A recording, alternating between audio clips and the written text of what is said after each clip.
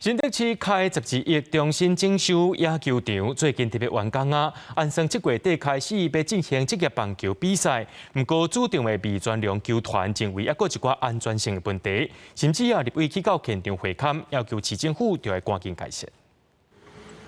球场大门口未全量的 logo 已经挂起来啊！新北市棒球场经过2栋外重新整修，按算7月完工，特别进行比赛。不过，未全量球团捌指出讲，球场的安全性也是有问题，可能造成球员受伤。而到某立委参政职业球员来到现场勘查，提出建议。水沟的一个问题啊，确实会让选手造成一个心理上的一个恐惧哦。那我想，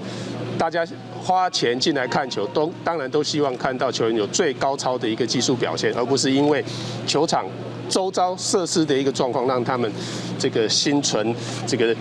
害怕哦。其实以一个专业的选手，他在做这个就是这个接球的时候，其实他到场边来，其实说真的，这样子一个不平整的状况，再加上球员他可能是用钉鞋，这个球场的场边的这样一个排水沟上面叠盖草皮，还是有相当高的一个风险。针对建议，市府回应目前拢在改善，尤其是排水沟坎，会搁另外铺塑胶垫。加强保护球员安全。水沟的这一个状况里面，也跟球团这边有取得的一个共识，会采取用人工草皮的一个方式，下面铺加软垫的一个处理的一个情形，让它以平整的方式，而且钉鞋不易插入这样的一个状况，来去维护球员的整体的一个安全。有46年历史的新北市棒球场，2栋外前因为伤过老旧，暂停使用。这届开12亿翻新，真个球迷真期待。会使在新球场看到安全的比赛。记者刘君和新竹报道。